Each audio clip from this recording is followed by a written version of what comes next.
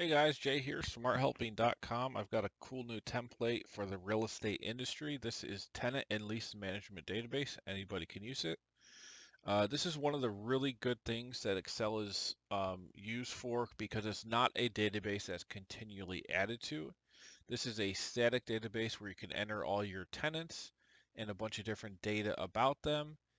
And then you've got a nice dashboard here where you can create monthly reports to calculate, how much rent is owed, how much rent is actually collected for the month, vacancies, tenant counts, pet fees, average lease term, just some of the high level important information that you want to know about your properties. If you own real estate, this could be used for any, essentially, mobile home parks, multifamily units, apartment buildings, anything, up to, it's probably manageable up to a couple thousand units. So that covers a broad space. Um, I'll go through how it works real quick. So the user is just going to go through and enter, initially you got to enter all the information for the tenants. So, you might have a lease ID. So, L1, L2, just creating some tenant ID. Just create this property ID. Now the property ID is actually going to define vacancies. So if there's a row that has a property ID but no lease start date, that's going to trigger a vacancy. And right now, you can see all the rooms are vacant because we haven't put in any start dates. So there's 30 inputs here and there's 30 vacancies. Now as I start to put in, you have names in here. This is just email, phone, whatever. There's no formulas attached to this, but it's just for your own informational purposes. Now, lease start date, let's say we start in August 2022. Okay, so if these were the lease start dates for these tenants, we automatically see the renewal date, which is going to be based on a lease term. Let's say these are all 12-month terms. Well, let's say some are 12 and some are 24, because we're going to get the average lease term here. Now we have no vacancies. Let's say a couple of these are vacant still. There's no lease start dates on these two. Now we've got 2 vacancies, 28 active tenants. Now for the rent, there's 2 inputs here. You can put in what they're supposed to be paying per month. So whatever that is, we drag this down. And then you can put in every month, go in and create a new file. Just go to File, Save As, and select, you can put, February 2023, etc. You can name the file whatever month you're doing, and then you would put in the amount actually collected per tenant, and then you'll see the variance. Let's say, everybody paid, except for these 2, they're vacant. And let's say maybe a couple are also delinquent and past due. In that case, we would see, okay, past due. You put yes here. Now the whole row will highlight in red if it's past due, and you could put maybe they're only past due 1 month and it's the $12.50 that they owed. You see on the dashboard now, we have 2 delinquent tenants, total past due, or average past due per tenant. You can also see the total monthly rent we should be collecting is $35,000. We're actually collecting $23,750. Oh, we didn't fill in the rest of these. Let's put this down.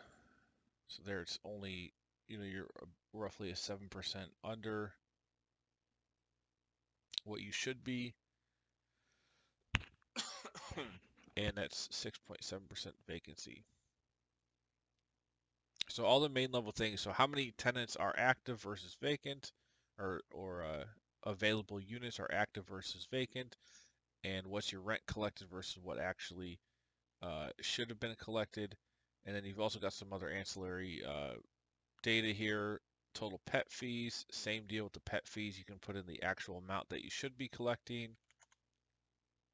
maybe it's 25, and then the actual amount collected here, and that'll update what you should have collected versus what you did. Oh, you also fill in yes here if there's tenants with pets. And this will automatically fill in total tenants with pets. You've got a note section, signature. You'll enter the date up here, what month the report is for, also the report date. Lease renewals in the next 30 days. That was some fun logic to build. So this will automatically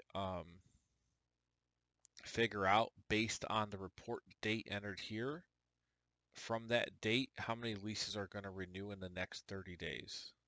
So it's going to look at this lease renewal date relative to this date and tell you that number here.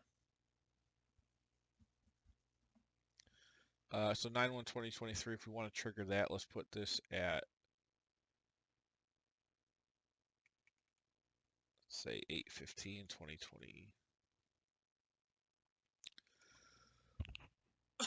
Sorry about that.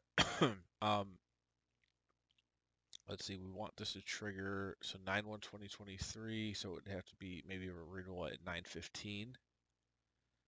So let's put this up 15 days. And now you can see that there should be a 1 there. Let me make sure my date's right, 2023. Oh, wait. These are 24-month terms. Let me put it to 12. There you go. So there's the lease renewal we just did. 1 in the next 30 days. But that's all automated based on your start lease date and the term. And then it'll compare that against your report date here. Okay, if you want the template, the link is in the description below. And it's going to be a one-time fee of $45. Now, I will clear this data out, so when you get this, it's all nice and neat. Clear the contents. You put this clear, and I think this is a really good tool for people who are they're not using a property management company and they want some solution to keep track of things every month and have a record of it. And this, I believe this is a really straightforward and simple tool for any property owner to use. And you want to make sure you don't overwrite column L. That's why I put formula at the top, because this is a formula. You don't want to manually put that in when you can just simply put it in the lease term and the current or the start lease start date, and that'll auto-populate. Alrighty. Well, that's all I got for you on this one. It will be listed at smarthelping.com. If you check out the real estate, go to the homepage, go to the real estate tab. I've got all kinds of other like underwriting real estate models for joint ventures and just residential commercial properties, acquisitions or new developments, all kinds of stuff here.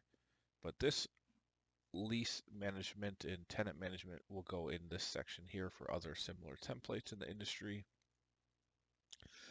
I've actually never done anything like this. All the stuff in real estate I've done is, actual modeling, waterfalls, and then you've got some interesting things here like cost segregation study. But I've never done a proper database where you've got columns in a dashboard monthly report. So trying to hit on all bases that I can, and this will be a good addition to the real estate library. And remember, if you want to check out more, I've got financial models and templates across all industries.